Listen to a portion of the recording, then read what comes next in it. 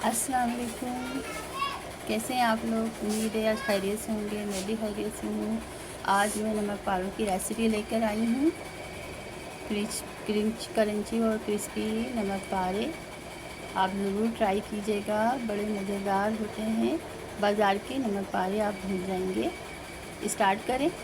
एक बाउल ले लिया है मैंने। बाउल में 1 पाव मैदा डाला है। 1 पाव मैदा लिया है मैंने। अब 1 पाव मैदे में 4 से 5 टेबल स्पून कुकिंग ऑयल खस्ता के लिए डालेंगे। खस्ता, ये नमक पारे का डो जो होता है इसमें थोड़ा खस्ता डालना पड़ता है, जब ये तो क्रिस्पी और क्रंची बनते हैं। अब नमक हस्बे ज़रूरत, 2 पिंच अजवाइन और हाफ़ टी स्पून सफ़ेद ज़ीरा ये डाल दिया मैंने इसमें। अब इस मैदे को अच्छी तरह से, ये जो मैंने कुकिंग ऑयल डाला है, इस कुकिंग ऑयल को पूरे मैदे में अच्छी तरह से मिक्स कर देंगे। जब तक मिक्स अच्छा नहीं होगा, जब तक डो अच्छा नहीं बनेगा, डो अच्छा तैयार नहीं होगा। अच्छी तरह से पूरा कुकिंग ऑयल खस्ता पूरे मैदे में अच्छी तरह मिक्स कर दें। अच्छी तरह से मिक्स कर दिया है मैंने। मुट्ठी से लगा करके मुट्ठी में लेके देखें, ऐसी मुट्ठी बन जाए तो समझ में सही है, परफेक्ट है। अब इसको पानी डाल के हम डो तैयार करेंगे। पानी 1/4 कप यानी 1/4 कप पानी डालेंगे।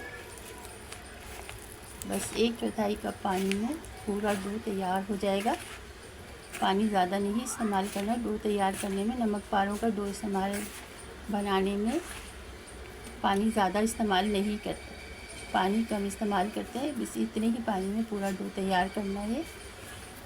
अच्छी तरह से मैंने पूरा जो है डो तैयार कर लिया है। इतनी पानी में, जो आम चपातियों का डो होता है उससे थोड़ा सा हार्ड होगा, सख्त होगा।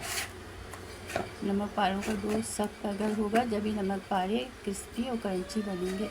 मैं एक चीज़ भी स्किप नहीं करती, मैं एज़ इट इज़ पूरा बताती हूँ। बाज़ लोग स्किप कर देंगे, मगर मैं स्किप नहीं करती, मैं सिखाने के लिए तो आई हूँ। अभी 1 पाव डो के हमने 2 पेड़े बना लिए हैं। एक चपाती मैंने बारीक सी बेल लिए। अब इसको पहले कटिंग करेंगे। नमक पारों की सीधी लाइनें कटिंग करेंगे। पहले पूरी चपाती में सीधी सी लाइनें तेज़ छुरी से कटिंग कर देंगे। पूरी चपाती में सीधी लाइनें आराम से कर लेंगे। फिर तिरछी लाइनें यानी कि तिरछा कर छुरी को कटिंग करेंगे तो नमक पारों की शेप अच्छी आएगी। इस तरह से करके, मैंने एक हाथ में मोबाइल पकड़ा हुआ है इसलिए ज़रा परेशानी हो रही है, वरना आराम से कटिंग हो जाती है। इस तरह से तिरछी लाइनें खींचेंगे। पहले सीधी लाइनें कटिंग करेंगे, फिर तिरछी करके कटिंग करेंगे। इस तरह से मैंने पूरी कटिंग कर ली। नमक पारों की अच्छी तरह से कटिंग हो गई, आप देख लें। अब थोड़ा सा मैदा ऊपर से छिड़क कर आराम से ये सारे नमक पारे खुरचे पे से निकाल देंगे। मैदा इसलिए छिड़कते हैं कि आराम से चिपके नहीं, आराम से सारे नमक पारे निकल आए खुरचे पे से आराम से सारे। अब ये चूल्हे पे मैंने कढ़ाई चढ़ा दी है, उसमें 1 पाव कुकिंग ऑयल डाला है मैंने। आप ज़्यादा डाल सकते हैं, आप ज़्यादा डाल लें। इसमें ही मैं आराम से सारे नमक पारे फ्राई करूँगी। नमक पारे के लिए तेल फ्राई होने के लिए तैयार है, रेडी है। नमक पारे देखें। अब ये थोड़े करके सारे नमक पारे फ्राई करेंगे। थोड़े करके डालना है, एक साथ सारे नहीं डालना, सारे एक साथ फ्राई नहीं करना।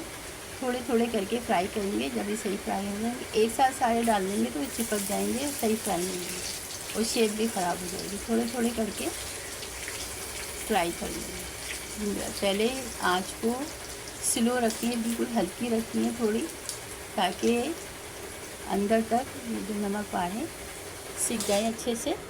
देखें कितने फूल गए हैं मेरे नमक पारे, देखें एकदम फूल गए हैं। अब इसको थोड़ी सी मीडियम फ्लेम को थोड़ा मीडियम पे करके इसका कलर सही से लाना है। जो नमक पारों का सही कलर होता है वो लेकर आएंगे, इसलिए थोड़ी सी मीडियम पे फ्लेम कर देंगे।